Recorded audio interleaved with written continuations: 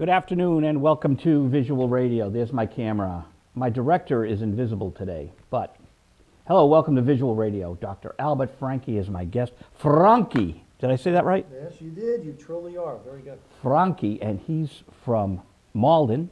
Are you from Malden? No, originally New York City, but I live in Arlington. Oh, you live in Arlington? Yeah. I grew up in the Mystic Lakes. Where on Mystic Lake? Beverly Road. I live on Beverly Road. 39, right in the middle. That's where we lived for years. I won't give you my number, but it's not 39. Interesting. Wow. So we're neighbors in the parallel universe. Yeah, what years were you there? 1963, we left Somerville for Arlington, and I left in 79 to move to Woburn with my rock band. Mm-hmm. And the folks moved to Malden after they sold the house sometime in the 80s, 83. Yeah. So around 20 years on 39 Beverly Road. Wow. Is that mind-boggling? Yeah, it is. Yeah, absolutely is. You know, so Arlington I know well. I went to St. Agnes, but you went to New York. Did you go to high school in New York? Yeah, I was in parochial school also. I was at Mater Christi Diocesan High School in Astoria, Queens, which is basically a neighborhood similar to Somerville, just in New York instead. And then I went to State University of New York at Stony Brook on Long Island. They have a good radio station. Do they? Yeah. Well, you know, it's interesting. You were talking about radio, starting out in radio a long time ago. I used to have co-host the radio show at WSUB. This was back in 1971. SUB standing for Stony Brook University Broadcasting. Yeah. And at that time, you could only get it on campus. I don't think you could hear it off campus at all. And we had a one-hour show in which we played show tunes and talked about theater, and we made up skits and little gags and all sorts of stuff like that. So what year was that around? It was 71, 72. Might have even gone till 1973. Did you tape any air checks of your own show? We had tapes a long time ago, but I have nothing left from it. That's pretty wild. Yeah, yeah. We actually had a lot of fun with it. I thought radio was a lot of fun because, and it was live then too. It wasn't. We didn't tape it, so whatever came up, you talked about and you did. It was fun. It was a lot of fun. My guest last week, Rex Trailer, did 3 hours on Saturday, 3 hours on Sunday, live, no script. Wow. On Channel 4. That's a long time. Yeah, so he's an icon. He's 84 years old. And today, people, is March 14th, 2011. I like to date my shows. And, you know, last Wednesday on Joe LaRocca's birthday, we had Rex Trailer on, and Rex was on television in 47. Wow. It goes back as far as Betty White, maybe further, I don't know. But the key here is that... It was an oscilloscope then, not even television. You know, you're at college, you were taking medicine, I take it. Well, at undergraduate, actually, I was an Earth and Space Science major, and I went to graduate school and analyzed moon rocks for 2 years. We got actual moon rock samples back from the Apollo program, and then I decided to go into medical school. Okay, now we're having fun. Moon rocks. See, this is why I like to talk about people's lives. You get the show's a variety show, but a biography show. The big controversy is that we never went to the moon. It was all Hollywood. So these moon rocks, how do you know they're not meteorites from Arizona? Okay, because the rocks that we got had absolutely no water in them at all. You know, when you break up a rock, there can be water molecules deep inside the crystals. There were none. And there's also helium-3 gas, which helium-3, the only places you can produce helium-3 is in a nuclear reactor or by being bombarded by cosmic rays from the sun. So there are differences between the rocks. If you picked one up, yeah, right, you could just pick it up and you look at it and it doesn't look like anything else. So there are certainly differences. Then the question is, would you go through that much of a hoax to actually have 150 to 200 scientists be working on moon rocks for 20 years and fund it all and come up with scientific analysis of it all just to make a hoax. You could have just taken the rocks and put it in a museum and said, yeah, this came from the moon. So that would be a tremendously elaborate hoax. Well, this is great stuff. Now, was this at the university? Yes, rocks? it was done. The rocks, right? Yes. Now, when I say rocks, we get samples that were no bigger than a tiny pebble that you would pick up in your driveway because they're valuable. But we weren't the only university that was studying this. The University of Houston, all over the world, they were sent to be analyzed in many different ways. We specialized in dating how old the rocks were by using a system called potassium-argon dating. And it takes like carbon-14 dating. You have carbon-14 and carbon-12, and you take the ratios of the two carbons and you can tell how old something is. Well, you do that with potassium, which degrades into argon gas over a long period of time, and it works instead of in tens of thousands of years, it works on the scale of billions of years. So we were finding very old rocks on the moon, 4.2 billion years. Don't work that on me. I don't want my true age out. But I'm totally fascinated by this. How much rock did they bring back, do you know? Oh, they brought 60 pounds. That was it. 60 pounds of moon rock. Yeah, well, there was more than one. There's actually hundreds, right. They brought down like 60, 80 pounds at a time, that kind of thing. So there's total maybe in the whole world, there's maybe 500 pounds of moon rocks and soil. That includes soil too, everything that they've gotten. We're going to talk about your career today, but I want to stay on this a little bit. Okay. I know it would have cost a lot of money if they took the Mir space station and got it to the moon. Right. But I thought that would have been a great worldwide project to have many countries funding it. And then drive it there and... Drive it to the moon and land it. And a lot of this space junk, make it a project, land it on the moon. Because if we start exploring, I'd like to have, instead of having it burned up on the Pacific Ocean, I'd like to have spare parts. Even if they're antiques, at some point in the future, it might be life-saving. It might, but I'm not an engineer. But I'm sure most engineers would say, it's just not worth it. Let's just build something new. Well, that's what they're doing. They've retired the shuttlecraft now, and they're going to build another. This week, right? Yeah, right. That was the last one that came down.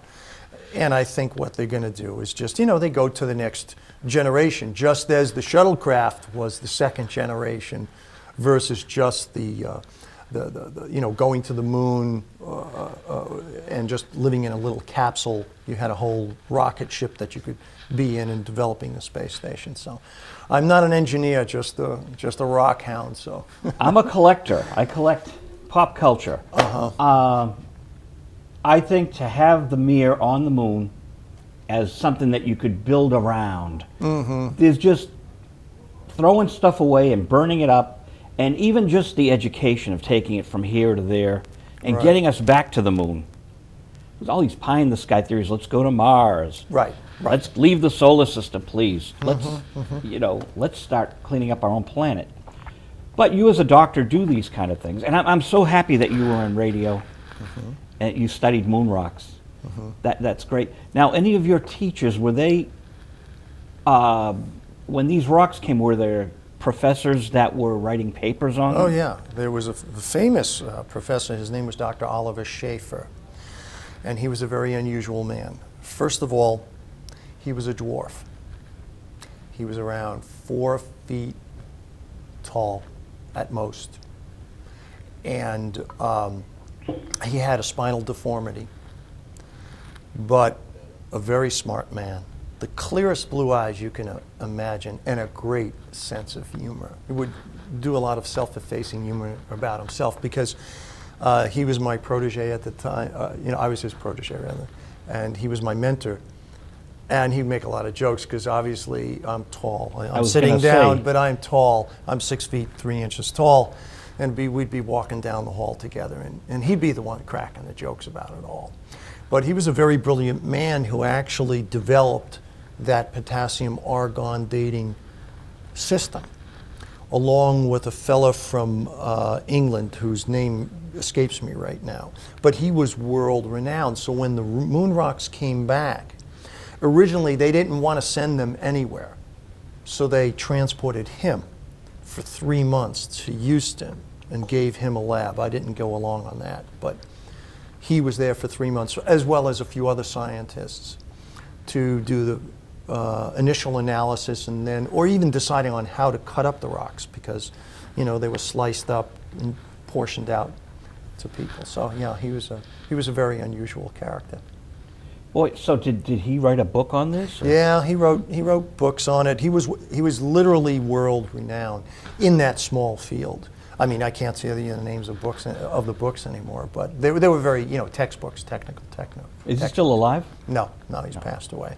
Yeah, that's fascinating stuff. So then, that was your undergraduate. Yes, that was undergraduate and graduate schoolwork. Yeah, and then I decided I wanted to be a physician. And in order to make that turn in life, it was a tough curve because I was not a pre-med major. So I actually applied and did not get accepted in the States, and I went to school at the University of Guadalajara in Mexico. And I studied in Mexico for 4 years, and then finished up at Mount Sinai Medical School in New York City. What was it like being in Mexico for that time? That was very interesting. It was a very different way of life. First of all the classes were in Spanish. They weren't in English. Habla español. ¿Usted habla español? Muy bien. No? No habla español. No habla. Okay. What you had to do to get into the school, you had to take an entrance examination to qualify to speak, that they knew you spoke Spanish. They weren't just going to take you money, have you go to class and then fail because you didn't understand the language. So anyone who didn't speak Spanish at all had to take a 6-month intensive Spanish course prior to entering medical school. You went for 8 hours a day. And then during your first year, and if you passed that, you were entered medical school, but you still had to take Spanish courses in the evening after you finished your medical school courses. Well, I would think because it's a different language and you're learning medicine, right? Not just yeah. writing or mundane things like that I do, you know. No, but it's actually, it's not mundane what you do, not by any means. But two things. One advantage is a lot of technical terms are actually very similar because they're all Latin-based and English is Latin-based and so is Spanish. Right.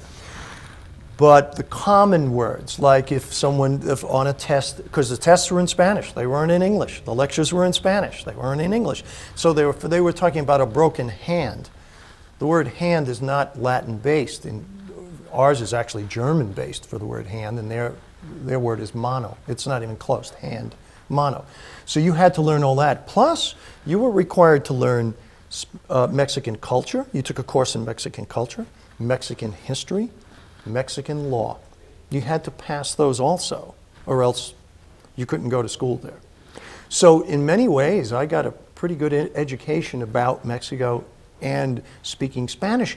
And actually by them forcing me to learn, I got another language out of it, which helps me in my practice because I do actually have Spanish-speaking people that come to me specifically because they know that I can speak Spanish. And we didn't know at that point in time if people from China would migrate here, or it turned out to be people from Mexico, which makes sense. Sure. But Canadians could have come down in force, and we would have been speaking French here. Sure. So we had no idea back then, so you were ahead of the curve. Yeah, I was very lucky in that respect. And then I transferred back to Mount Sinai Medical School in New York, finished up there my training, then did a year of training at New Jersey College of Medicine and Dentistry in general surgery. 4 colleges. Yeah, well, medicine takes a long time. No, that's impressive. Takes a long time. I'm impressed. And then I finished up here with BU, doing the orthopedic residency here at Boston University, working down at Boston Medical Center. Discipline and dedication. Well, it takes a long time. It does. It's a marathon. Anyone that wants to go to medical school or thinking of any career, even nursing, it's a long road. It's a good road and it's worthwhile, but a lot of persistence is needed because there's a lot of long, hard hours. And you did Table Talk with Kate Genovese. Yes, I did. Yeah. She's a nurse in Maltin. Yes, yeah. You're a doctor, Mom, so I just thought it would be in that. Yeah. You know. Yeah, and you want to know, because we're in different spots in the hospital, never bumped into each other. What? You're in the same hospital? Yeah. No. She works at Melrose Wakefield Hospital. Oh, that's we do our treatment. But being an orthopedist, you tend to go to the operating room. You're out, emergency room. You're back. You know, you do I had go no up idea you were in the same building. Yeah, but you know, like anything, you could be in the same office building and not bump into someone for a long time. So you lived on the same street as me, and she worked in the same hospital. Oh. Does work in the same hospital. We got to tell Donna Gould this. This is. Yeah, this is quite a you know, connection of. Yeah, it's cosmic connections here. Yeah. As above, so below. And I was going to say, you know, you're studying astronomy, and you know, it's just the same, the heavenly body, and. Yeah, and you like to recycle, and I like to recycle. We do. At our house, I just put the recycling out. Mayor McGlynn in Medford has these big green. Yeah. You've seen them. Yeah, I've seen them. Yeah. I have a friend in Arlington. Went to Arlington. We went to St. Agnes together. One of my oldest friends, and he said it's like the Prisoner TV show with Patrick McGowan, right? All the green things around. Yes, yeah. But you want to know something? They probably got. I don't know where they got the idea, but I was in Germany this summer. And in Munich, everyone has those same kind of garbage cans. They're not green, they're blue. But when the trash men come down the street, there's a truck. There is one guy who goes to your yard. You don't put it out on the street. He goes into you. In Germany. Opens your fence, goes in, wheels out the container, brings it to the street. As the truck comes down, there's another guy who walks him back at the truck. He takes that and puts it on the edge of the back of the truck that lifts the can. They don't lift the can, so they don't get hurt. They don't hurt their backs. I treat a lot of people with back pain that literally have hurt themselves throwing trash. Thing lifts up the thing, puts it back down. The guy puts him off to the side, and then the other guy comes back again and wheels your trash can back onto your property. They're not left out onto the street. And this is in Germany. It's in Germany. Now what they do here, Waste Management has a guy in the truck, and the arm comes out and no other person, and you better have it 4 feet from the street, or they'll give you an orange sticker on your barrel. And it can grab it and throw it in? It grabs it, throws it in, puts it back, and then you bring it back in. So they're saving money. Right, and less injuries to people. I mean, I have treated hundreds of people that either they were throwing trash or doing some heavy lifting for a town, doing, you know, public works. It's a real, I think it's a great idea. It is. The to-do in Medford is that McGlynn did it on his own, the mayor, without the city council's input. Oh. He just made the decision, and for our household, it's great. So I really like it for our household, but a senior citizen said, how do you get it over the snow? Oh yeah, sure. The snow makes a big difference. And with, you know, with a lot of senior citizens having to put their barrels out near their street, because that way they won't have to get it over the mountain. So there's pros and cons, but for us, it works well. In the recycling, I just put a bag out this morning. It's great because I don't have to have it in the house a week. Right. Or 2 weeks for the recycling. So that's good. And you're in Medford doing work right across where Carol's Diner was. Yes, that's correct. Famous landmark. Yeah. So they probably, you put the trash out and it just gets collected and they bring it out. And all the businesses are using it too. Oh, really? Yeah. Oh, I didn't even, well, I don't run the building, so I don't know, but I guess, oh, that's great if they do. I would imagine medical stuff goes a separate. Well, there's two things, right? If there's hazardous waste, that's a whole different category, and I'm not sure who comes and I think that's a specialized truck that comes and gets that. The regular trash, I'm not sure if they have a large dumpster or not. They must have it in the back of the building. To be honest, I've never been all the way in the back, so I'm sure they've got some setup. Because there's at least 40 doctors in that building. Oh. So it's big. Yeah. Now with your prolotherapy, is there medical waste with that? Not really outside of a syringe, because prolotherapy is a way of giving injections to damaged body parts, i.e. ligaments, tendons, and a mild to moderate arthritis also. We give an injection of 50% dextrose solution, which is a sugar water, but it's not a placebo. And we inject the injured ligament or tendon. We do it repeatedly for a couple of weeks. And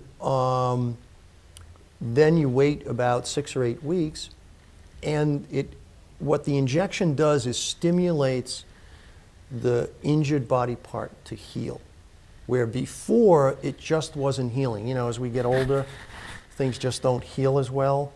So say you had a tennis elbow and you say, gee whiz, you know, it's hurting me to pick up a cup of coffee or a gallon of milk out of the refrigerator. And I've been taking some ibuprofen or some anti-inflammatory, and it works for a while, but then the next morning I get up, I go to get the milk again, and it keeps hurting and hurting and hurting.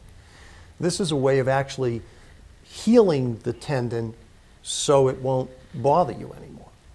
And as far as medical waste goes, there's just the syringes. It's pretty environmental. You know, we have to discard the syringes in a proper way. I just wanted to open up the talk about prolotherapy, and I thought it would be good to see how much invasive, so that's what it is. No, it's not very invasive at all. I mean, if you've gotten a cortisone injection in the past, it's no different than that.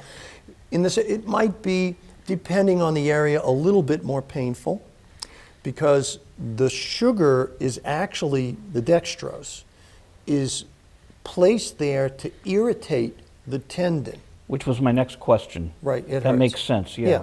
It irritates the tendon because the inflammatory reactions that we have in our body are actually a healing process.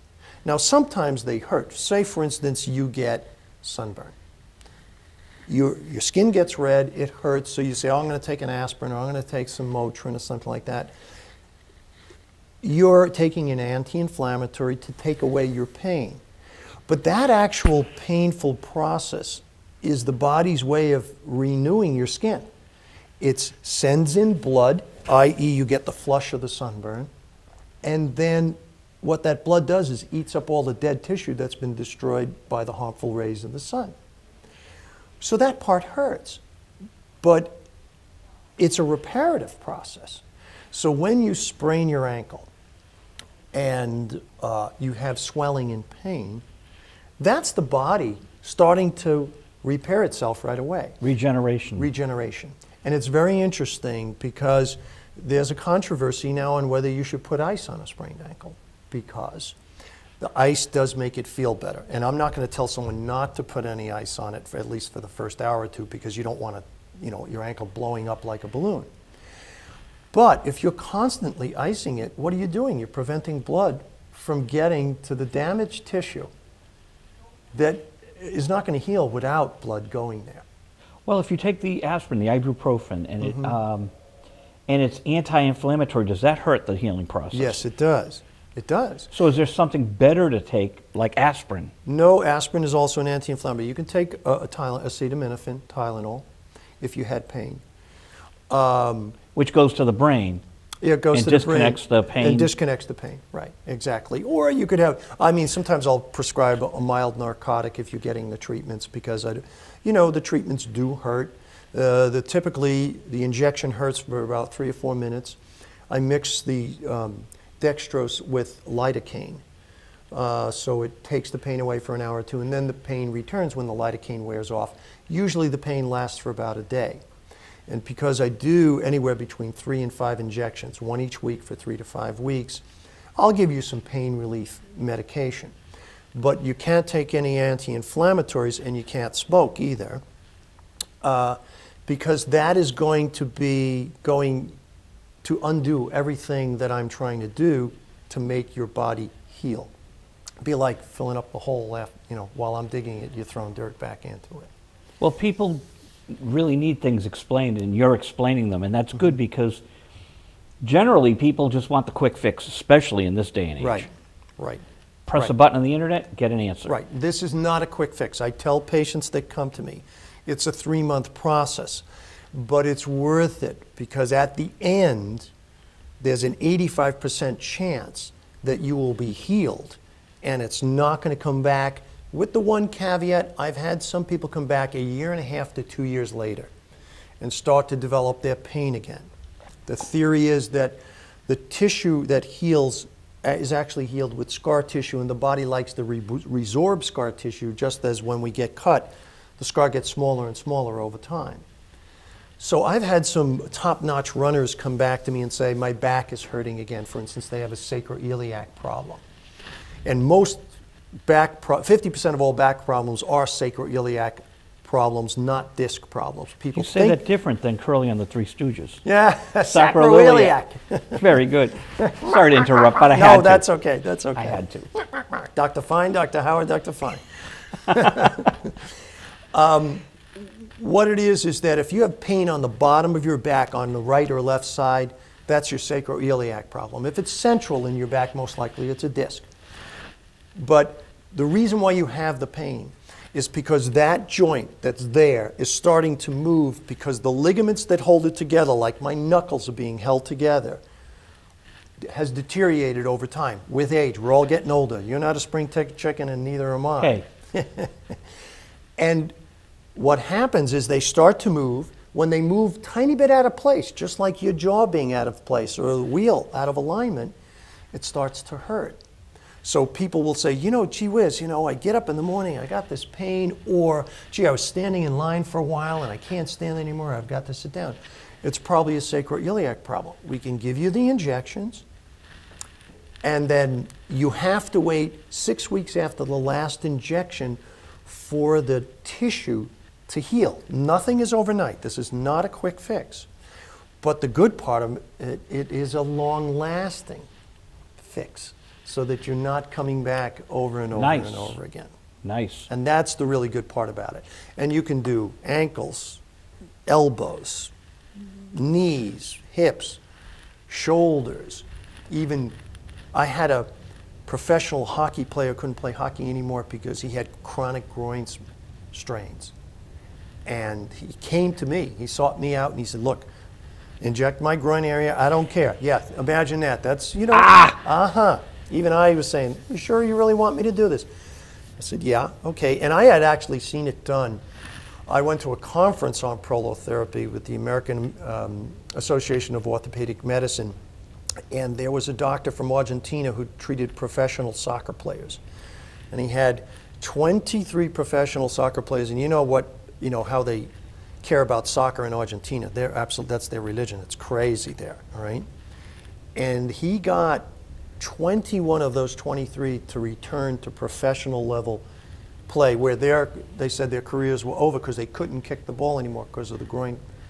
Well, let me ask the pertinent question. Is there anything that can really freeze the area so that they cannot feel the needle? Yeah, yeah. Even a sports person who like macho and this doesn't hurt me. You can put we have a spray that we can put on that it'll take a little bit of the pinch away. A little. Well, I'm not going to lie, it does hurt, but it's not. No one's screaming. You know, no one's you know, running out of the room. I've had it done to myself, not in my groin, but my elbow, my back, my hand. So that pinch or that amount of injection pain shouldn't scare you away from doing it. Obviously, you have to make your own choice. But the people that come to me are so sick and tired of being in pain every day that they're willing to do it. And I'm happy to say you could actually go to my website, newenglandprolotherapy.com, or also calldral.com. I have two websites. And you'll see testimonials by people that literally were in pain for years, and then they came and said, hey, I'll do this. I also, you know what was an interesting patient? I had a strong man. You know, one of those guys that pulled buses, lift the kegs. Well, that makes perfect sense. He was huge, but you know what was bothering him? His heels. He had plantar fasciitis, and he couldn't pull a bus because, you know, when you're leaning forward and pressing with your feet, he says, I just can't compete anymore. I gave him the injections, and they do hurt in your heel. He went back to competition. I saw him on TV. When you asked me where he had it, I was going to say his mouth. I thought he might have. No. One of those, because, you know. Oh, the guys that hold it right in? Yeah. Yeah. No, it was his heels. So, I mean, and I've had people come to me that have another rare disease called Indian rubber man syndrome. Do you know what that is? Do you remember a long time ago in the circus, people who could like dislocate their joints and go into all these contortions? They have hyper flexible joints. Trouble is, that might be fun when you're young, but as you get older, it starts to wear your joints out because things pop in and out too often. Killed my late wife. Wise guy. So, no, it killed my late wife, no, but no. Something else, but that's okay. So we can actually tighten up the joints with the injections. And I had a woman that came to me, and she actually sent me a very nice letter. She used to have to wear braces on her fingers because when she would go to pick up her pen, her finger would just keep moving that way. She couldn't pinch anything because these joints weren't stable. And now she can write. She doesn't have to wear the braces anymore. Amazing. So it's rewarding to me to be able to do it. Not everybody gets cured. 15% of the people fail. I would say, I'm not sure if I can honestly say the reason why. Some might be lying to me about whether they're smoking or not. If you've had previous surgery in the area, that kind of gums up the anatomy a little bit, so it's a little bit tougher to guarantee it.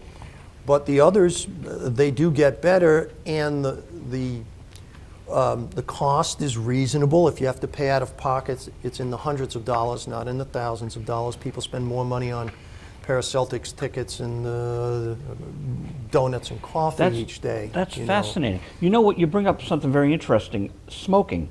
Mm-hmm. I'm finding in 2011 there are a lot of closet smokers. Yeah, they are. Yeah. Now, I just got a new car, thank God, and there's no ashtray. There is a cigarette lighter. Yes. But there's no ashtray. And I know someone who passed away very tragically last year of cancer. And I heard this individual was smoking up till the end, and none of us knew. I never saw it. Mm-hmm.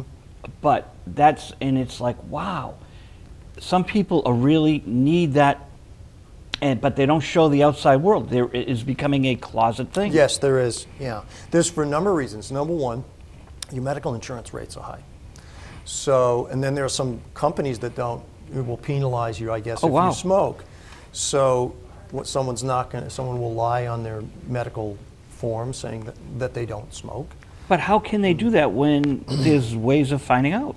No, I know, but it's in the hair, isn't it? Yeah, but I mean, you'd have to submit to testing or something like that. And obviously, if you just had a cigarette 10 minutes ago, anybody could smell it on you. But yeah, there are more and more closet smokers, or people have gone to actually chewing tobacco, being addicted to the gums that they have out, the nicotine gums. So, yeah, it's still around. Nicotine's a very addictive drug, really is. And probably more addictive than alcohol is in many ways. I review movies, and I've been noticing there's been more cigarettes in movies lately. You know, they pulled them out. Yeah. And now they're using it for effect. It's a prop. For many years it was a prop. And it seems to become, it's just a fascinating thing, because you're talking about people getting more health conscious. And we're a pop culture show. Why do we have a doctor on? I think I've always thought it's great to talk to people. And you know, you have a fascinating life. Just your college experience, radio, Mexico, language, you know, and going from astronomy and astrophysics. No, I didn't do any astrophysics. It was earth and space science. Doing actually marine geochemistry. Marine geochemistry to medicine. Yeah. So this is very colorful, and I love talking to people and finding out their particular journey. Well, let me talk about the journey, because you just sparked something in me. When you were talking about the cigarette lighter, just yesterday I was in the car with my daughter, and I said, do me a favor, I need to charge my cell phone, would you plug it in for me? And she said, she says, well, where am I going to plug it in? I said, put it in the cigarette lighter. She says, which thing is that? I said, she says, what's a cigarette? She knew where the cigarette plug thing is. She says, what did a cigarette lighter look like? Because they come with the car, but I don't even know if we have them still. Probably it's in the glove compartment somewhere. Remember, you had to push in the little cylinder. So I explained to her, I said it was a cylindrical coil that had a plastic knob to it, plastic handle. You'd push it in, it would heat up, pop out, and then you would touch it to your cigarette because it was a hot coil, and then you could smoke. And this was considered safer than having to strike a match, or more convenient than striking a match in your car. She had never seen one. So that's why it's in my car, so people can recharge the cell phone. Well, that's why they still keep them in, right? Because now, isn't it interesting? They took the invention as a cigarette lighter, and now it's really used as a power port. for just about anything you want from a car. You know, cell phones, Power radios, Port. What a great name. Television. People used to, there are portable TVs you can plug into that thing. I don't know, I'm sure the technicians here could give you probably 50 other things that you can use it for. Well, you know what would be nice, Doctor, is when the internet goes on our radios and in the car, because then people can tune in and hear you. I don't tell people to watch our show if they can get it in the car, but you can hear Dr. Franchi and I speak about life and prolotherapy.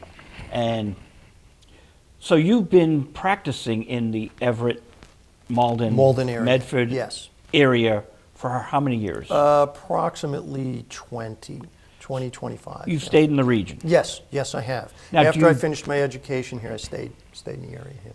Do you go to other regions to speak or for conventions? No, I do go for conventions. As possibly I might be going down to Florida. I've been out to Colorado and to Vegas and Chicago, because there is a society of prolotherapists.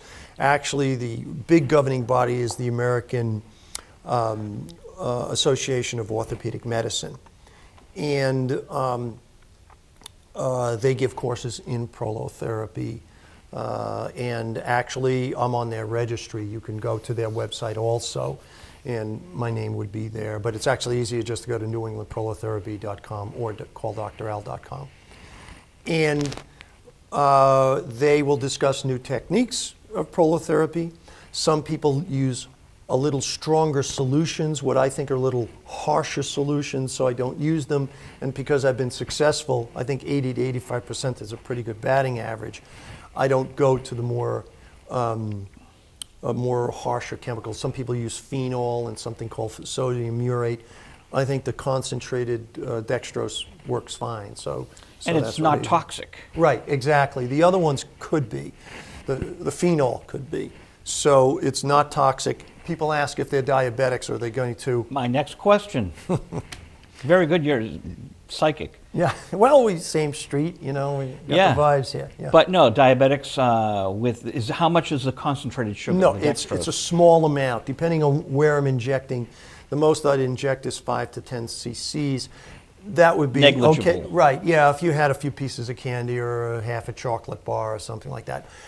I guess if you were an amazingly brittle diabetic, it could throw you off. But I haven't had that to occur, so that's not to be a concern at all. It's a small amount. Now, when we moved from Woburn to Medford, I came down with sciatica. And a friend of mine had it, and he said, Joe, I thought I'd never walk again. I felt the same way for like, there's a 48-hour period that is grueling. Does your therapy work on sciatica? It does not. You know, it's funny. But a number of people that have interviewed me asked the same question because they've also had sciatica. Okay. I would say sciatica could not be treated with this, because sciatica is an inflammation of the nerve that's running down through your butt. Okay? I knew that from personal experience. And it's usually because it's being compressed, being squeezed. You don't want to do prolotherapy there. You do want a cortisone injection, and because you want to take away the swelling that's in the area.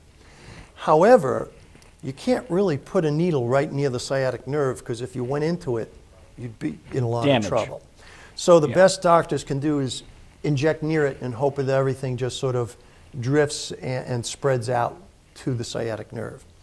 But a lot of people who think they've got sciatica have sacroiliac instability, which is this spot about 3 to 4 inches above the sciatic nerve.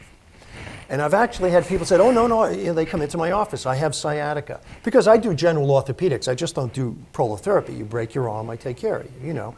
So people come in with all sorts of back problems, and they think they've got sciatica, but they don't. They have sacroiliac instability. That I can treat with prolotherapy.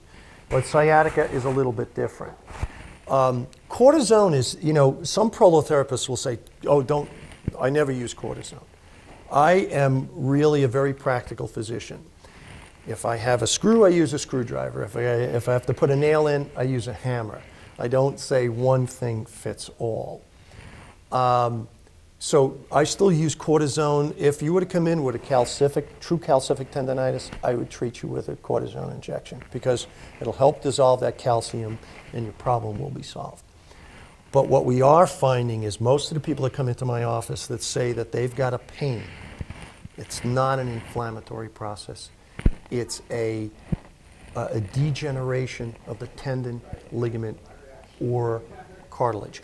Now, we haven't talked about arthritis, but mild to moderate arthritis, these injections help.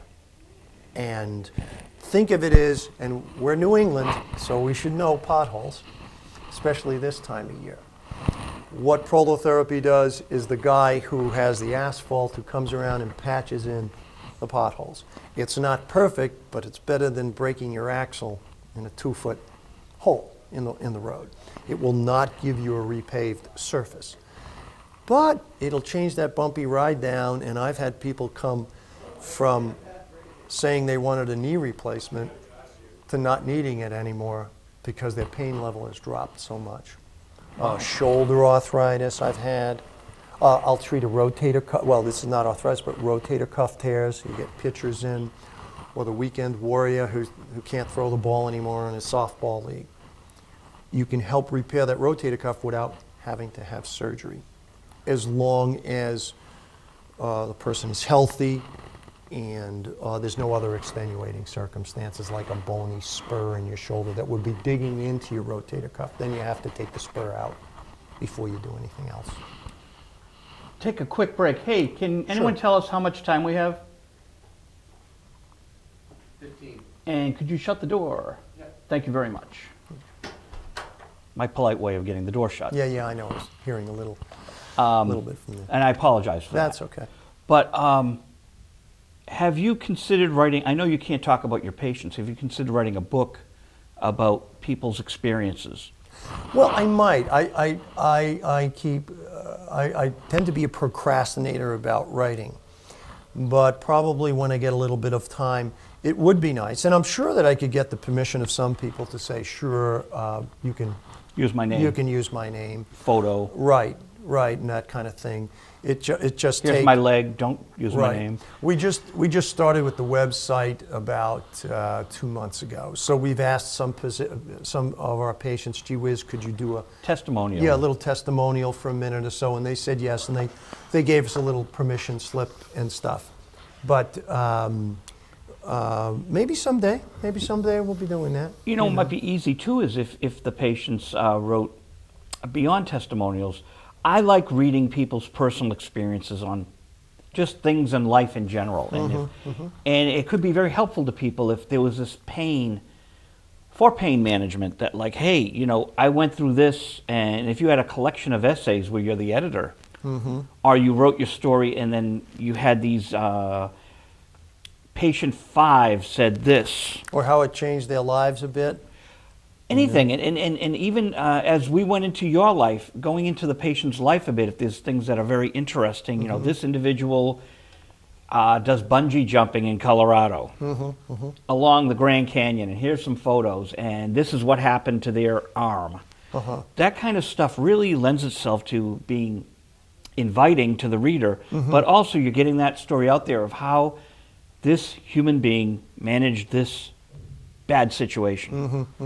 Just an idea. Right. No, you want to know another offshoot? When you made me think of this. In the last 8 weeks, I've had 5 people quit smoking. Remember we talked about smoking before? About life changing? They wouldn't quit smoking for the possible heart, lung, cancer, diseases, but because their back hurt so much, and they were so sick and tired of their back hurting. I said, listen, I won't refuse to treat you, but your chances are so much better if you quit.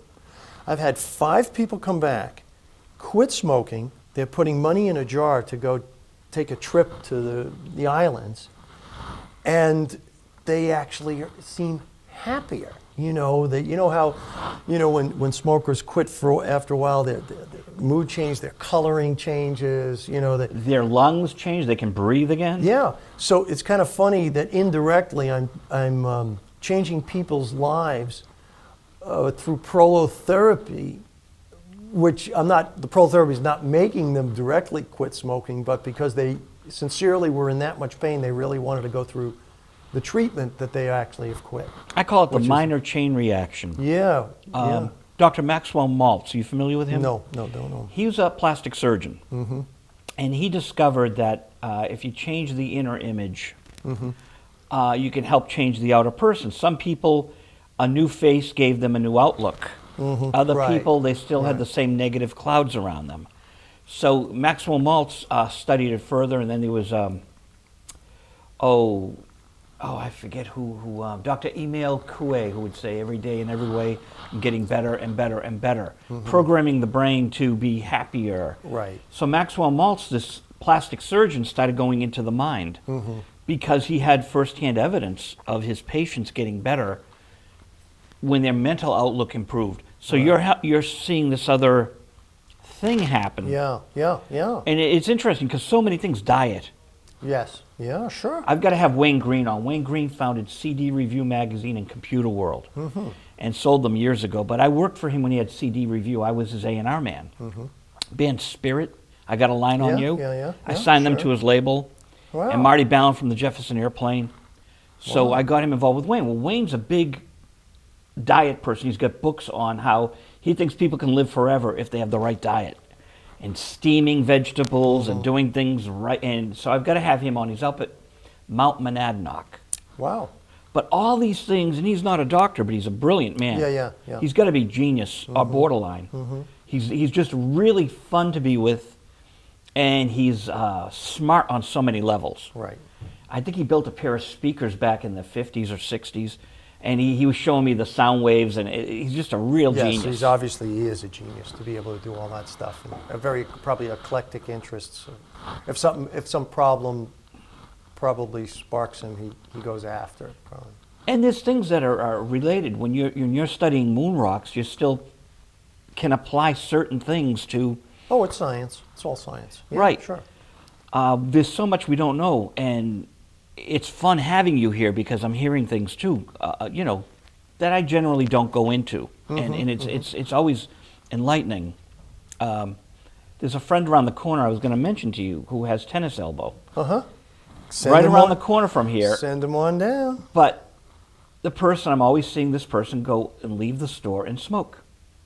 Oh yeah, yeah. So I mean, you're talking about both, and I'm like, click, click, it just clicks in. Yeah, let me tell you, spine surgeons, now, most of them will not do a spine fusion on you if you smoke because the failure rate is greater than 50%.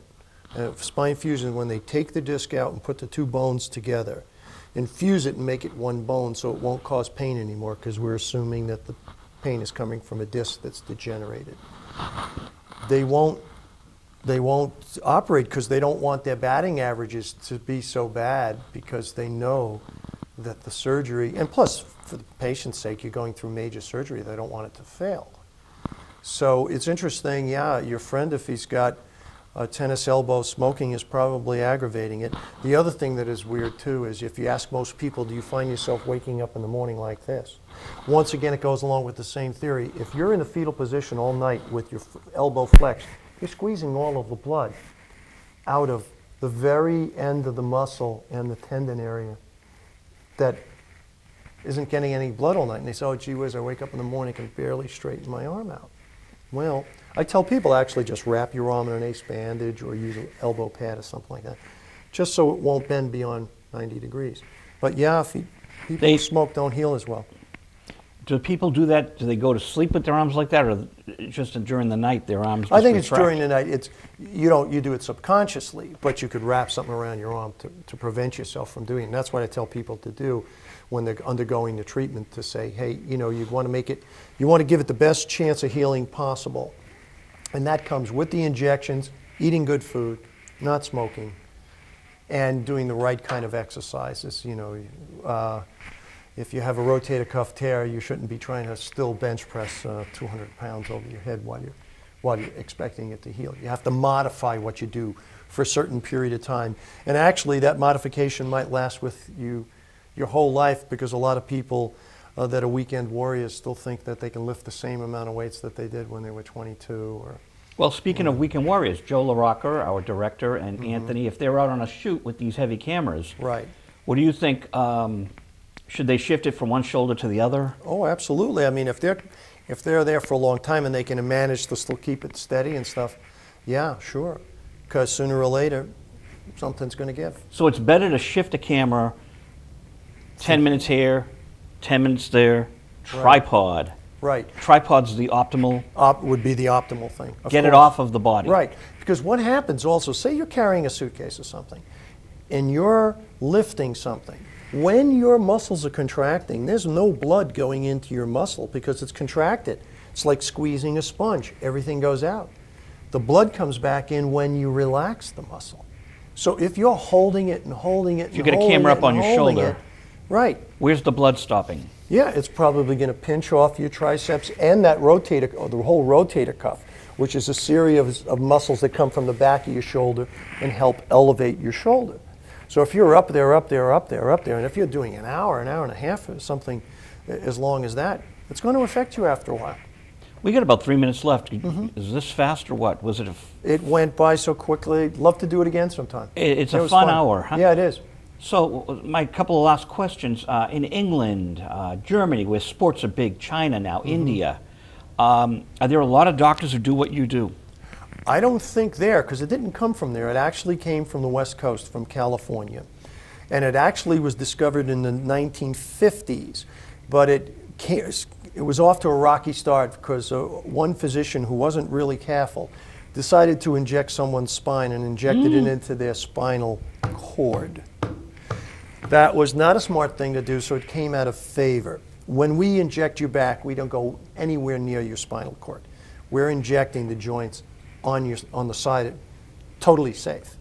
So it's really come from the West East, and that's why there's not hardly anybody doing it here yet. But I guarantee in 5 years, you're going to see this word all over the place here. So if I'm an athlete in Japan, where we're getting many baseball players, or South America, with the internet, I'm sure people are Googling and trying to look for therapies. Who knows? I may get somebody from out of country.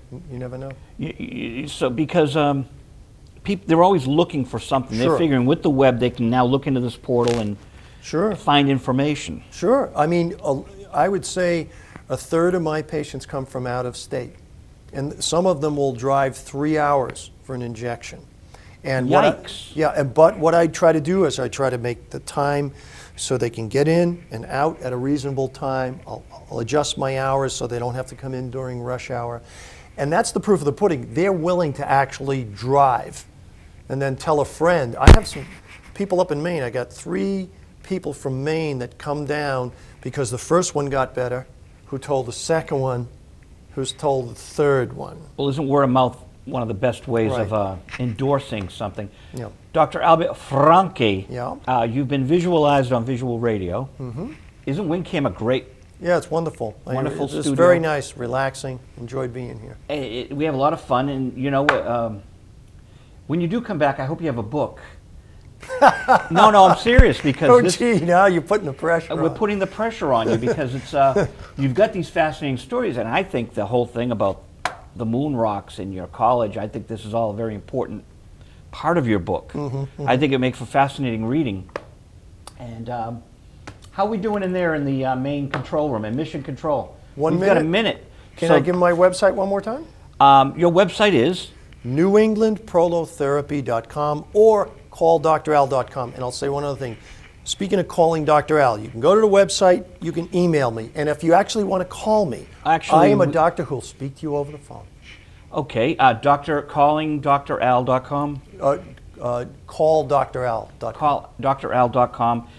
Dr. Albert Franchi, Malden, Medford, Everett. Yeah.